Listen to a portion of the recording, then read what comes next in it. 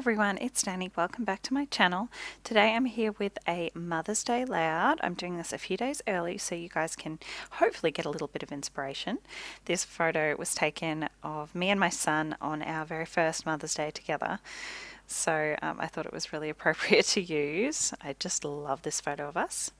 So I'm pulling in, as you saw there, I'm using a cut file that is from Paige Evans, and I'm also going to be using my Everlasting collection from Kaisercraft.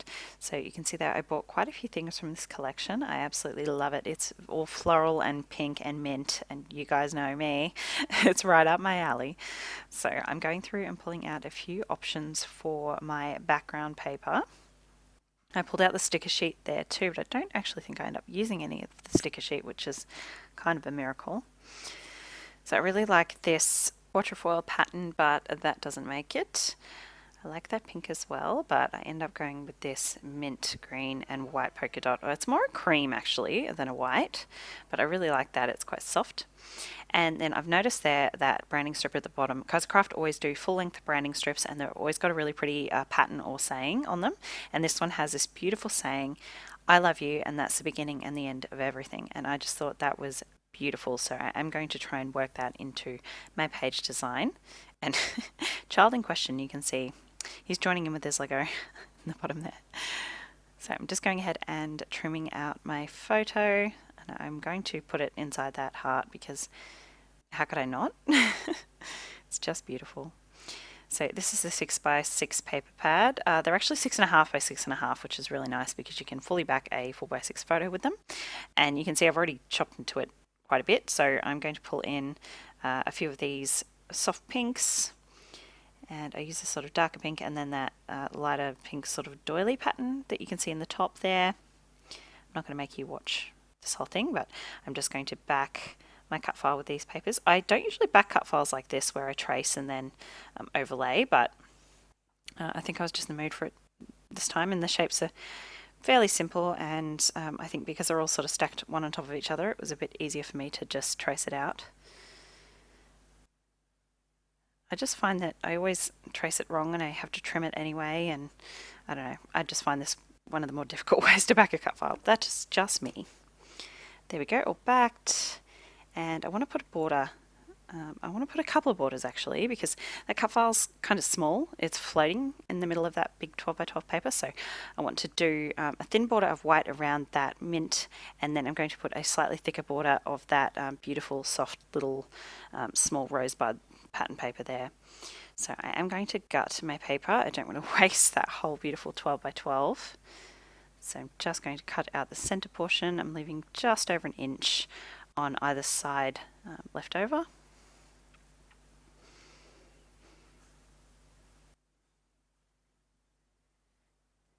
And then I'll do the same. I'm not going to gut the white because I have so much white. I'm just going to trim that to size. And I'm just cutting it so that it will be just slightly bigger than the center mint paper.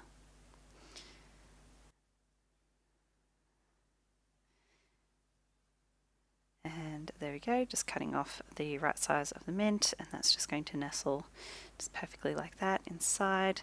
And I'm using a bit of wet glue because I am going to go in with my sewing machine and do a stitch border, so I don't want to use tape because that can clog up your needle.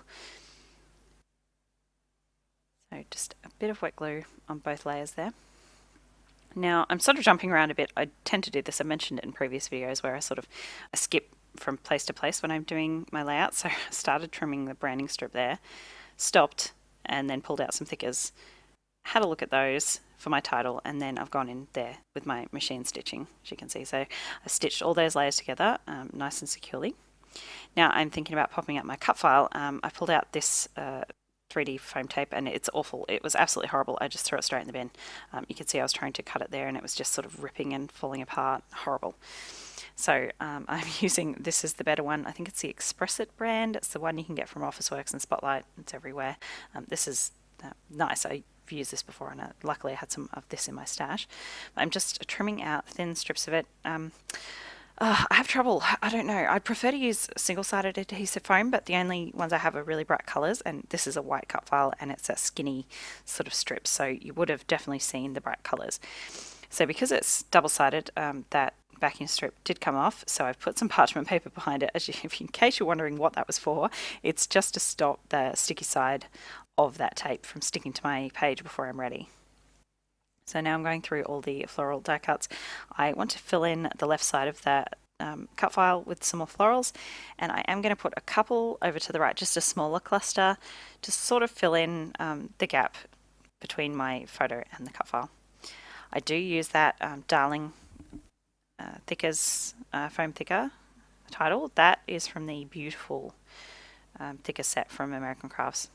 I will end up going with that title, but for now I'm getting an idea of where my title will be and making sure it fits before I go ahead with anything. Like I said, I skip around. I sort of, if I'm a bit stuck with where I am at the moment, I'll move on to something else. I'll have a look at my title, or I'll look at embellishments, or and then I'll come back when I'm ready. So you don't have to do everything in a set order.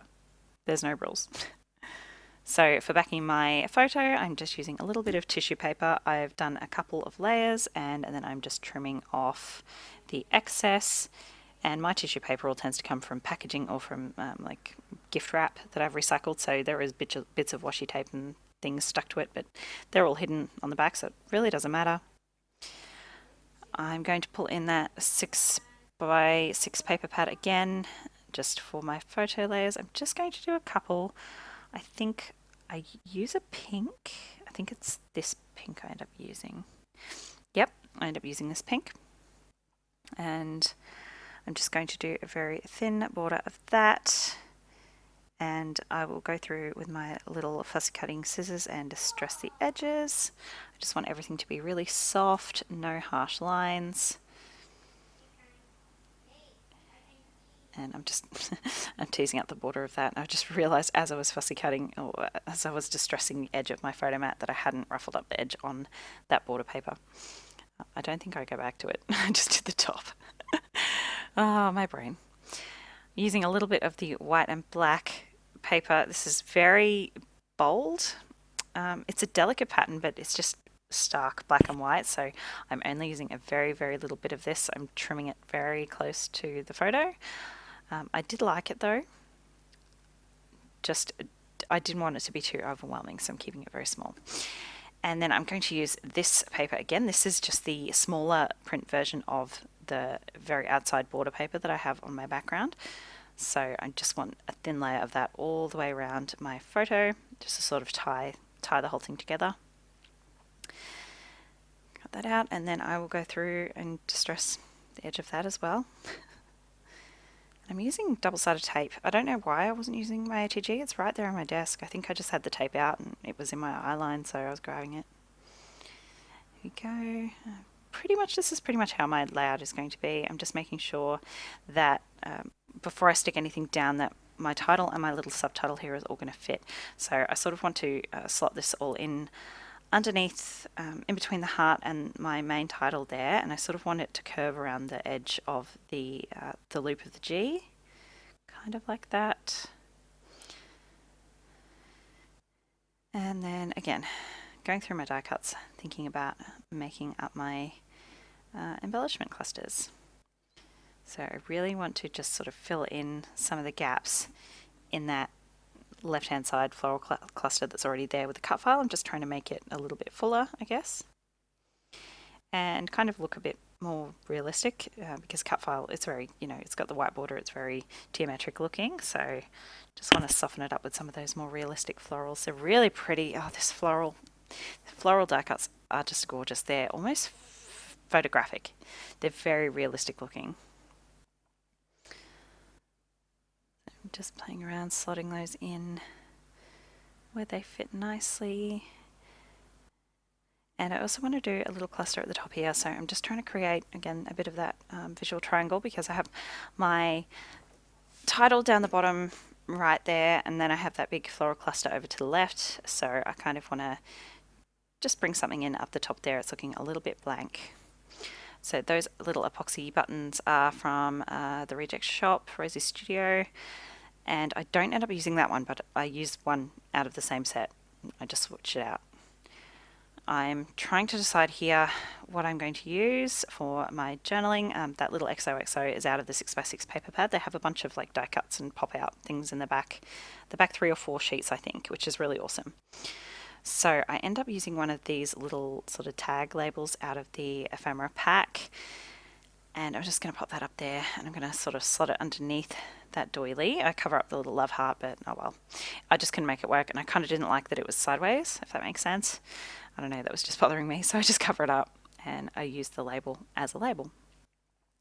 So here I'm going to take my Pilot G2 0.5 in black, and I am just putting in my journaling, which is basically just, I think, our first Mother's Day and then the date. Nothing fancy. I mean, there's not a whole lot of story to tell. It's just a lovely photo of us together on Mother's Day. I think we just went to my mother-in-law's house and like had a coffee, like nothing special. So I'm playing with some, these little gold glitter hearts are just ones that I punched out of gold glitter paper. I have a confetti heart punch, so yeah, I did a bunch of those one day. So I have a big stash of them. So I'm just sort of bringing those in to add a bit more of that gold glitter because I have it in my title. And there you go, I've swapped out that little epoxy button for the little butterfly one. I just think the colours match a bit better.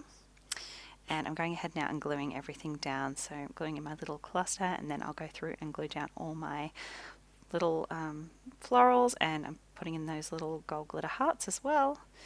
Just doing a couple of them up in that cluster there. And for some more gold glitter, I will go in with some of the branch sprigs from the Rosie Studio Carpe Diem collection, I believe it is. And I'm just going to pop a couple of those in off to the left side in amongst that floral cluster. Again, just trying to create that visual triangle because that gold glitter is very in your face and stands out quite a bit. So now I am going to add those little florals just to fill in that little gap between my photo and the edge of the cut file. It was just looking a little bit empty and blank, so I'm just going to use that little leaf cluster and then this die cut with the 2 flowers together. It just fits in there perfectly. There we go. And then for the finishing touch, just a bit of gold splattered all over the page. This is the Kaisercraft Gold Shimmer Mist. I really like this one. And I'm just going to do sprinkles of that all over. Just goes really nicely with that gold glitter as well. And then I'm just going to trim off that little bit of doily die cut that's hanging off the edge there, and that's my layout finished. Thank you so much for watching my video today. I entered this one in the Festive Friday challenge and I got a fave, so that's nice. Definitely check the description box below for the link to that challenge, and I really hope you enjoyed joining me for this Mother's Day layout. I'll see you next time. Bye guys.